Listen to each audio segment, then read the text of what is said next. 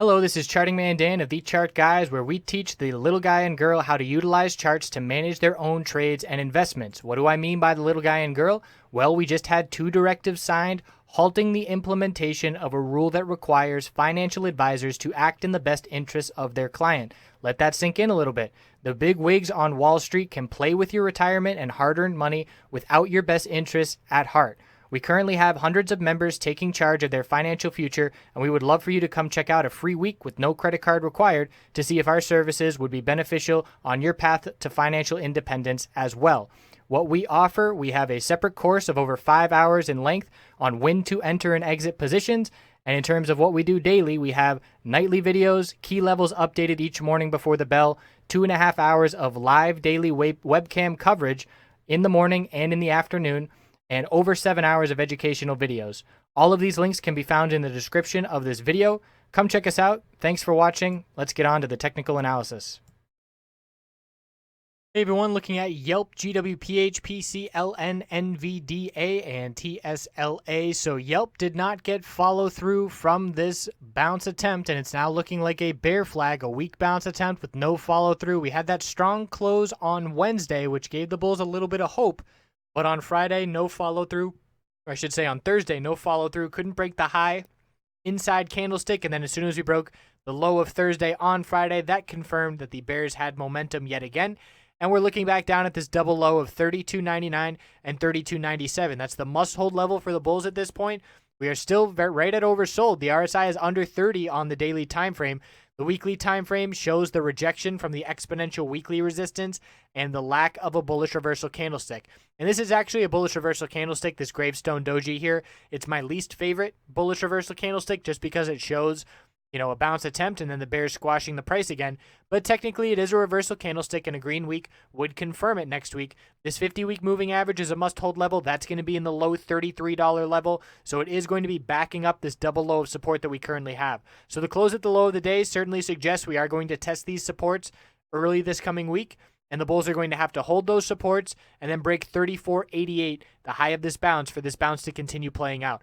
But again, as of right now, bears are strong. So if we were to break to lower lows, after 32.97 is 32 even, the lowest price that we've seen in pretty much 6 months.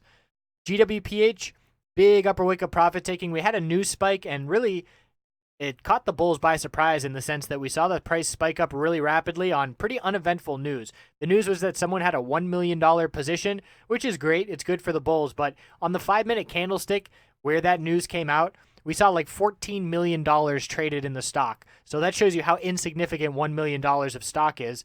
But the bulls, really, it's hard to judge what the candlestick shape is because of that 5-minute candlestick was really where all this upper wick came in. So we did still close fairly strong, and we do still have bullish momentum, but we now have a new resistance level all the way up at 136.95. And this also just goes to show you that when news does come in, that this is so thinly traded that we can rocket to the upside. And that's why we saw a 100% move back here in March of 2016 on positive trial results. So a little bit of news goes a really long way in GWPH. That's the moral of the story. The upper Bollinger Band on the weekly time frame, 131.71, did still reject the price. That's rejected the price now 3 weeks in a row. It is beginning to ascend, and it will be in the upper 132s next week. But the bulls are going to have to either close above that level. Otherwise, they're going to have to slowly be grinding against it, trying to continue this move to the upside. But again, the daily time frame does have some nice bullish momentum. If we consolidate, the daily middle Bollinger Band in the mid to upper 127s will be the first support level. PCLN still extremely tight. We did lose the upper Bollinger Band to support, and we actually rejected from it as resistance at the high of the day, but the bulls are still holding on. A break of 17.29 is red flag number 1 for the bulls. Then we've got 17.26, and a break of 17.20 would be a big red flag for the short-term bulls because that would indicate we're heading likely down towards 1700. But the bulls are still holding on. We can see the decreasing volume as we get tighter and tighter, and if the market bulls show up on Monday, we could see the bulls head back up. We've got resistance right now at 1742 and 1748, the all-time high, so not many resistance levels left. watching the correlation to the overall market. Could be a bull flag of consolidation currently ongoing on the daily time frame, but one thing is sure, if we do break 1720, that will indicate that consolidation is coming. The weekly time frame still extremely strong, a very strong close above the upper Bollinger Band on huge bull volume, with momentum favoring those bulls as we head into next week, but we need to be watching for a break of these low to mid 1740s that have rejected the price now 4 days in a row. NVDA oversold bounce on the hourly time frame. We headed into the morning, and with a dump in the first half hour on Friday morning, the hourly and the 5-minute RSI were both down in the mid-20s, and the 5-minute RSI was down in the teens. So we knew to be looking for a bounce, and we formed a higher low, 95.70, higher low of 96.22. Bullish reversal Dragonfly Doji, a green day on Monday will confirm it, but we've been struggling at these exponential resistances. And now that we have a higher low, the bulls are going to have to break 105.20 to break the lower high pattern and to change this daily trend. So we're going to have to need about a 7% move to the upside. Tall order for the bulls to fill, but they'll take one day at a time, and they need a green day to confirm this bullish reversal candlestick. And we're going to be watching the hourly time frame to help gauge as to whether or not the bulls are strong on this oversold bounce, or if we're just cooling off the RSI levels before heading back to the downside. The weekly middle Bollinger Band still holding 96.65. It's an inside candlestick this week, and if we lose that middle Bollinger Band on the weekly time frame, we will likely see this bearish TCG cross, and that will tell us further downside is coming. So this weekly middle Bollinger Band next week, that is the level to be watching, and so is the range. If we break 96.22, it's a bearish break of the inside candlestick, and we're looking at 95.70, and then down to 87.43 would be the next level on the weekly. So the bulls really want to hold this middle Bollinger Band and keep that level as support.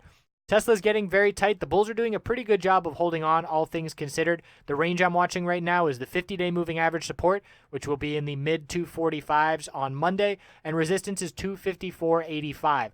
Bulls have to break 254.85 to break this lower high pattern that we have been in on Tesla over the past week. We can see the volume is dropping off as the range tightens. We do have an inside candlestick to be watching on Monday with a range of 249 support and 251.90 resistance. And the weekly time frame is keeping the 8-period exponential moving average support. And this does not show a weak candlestick. This is showing the bulls buying the dip this previous week.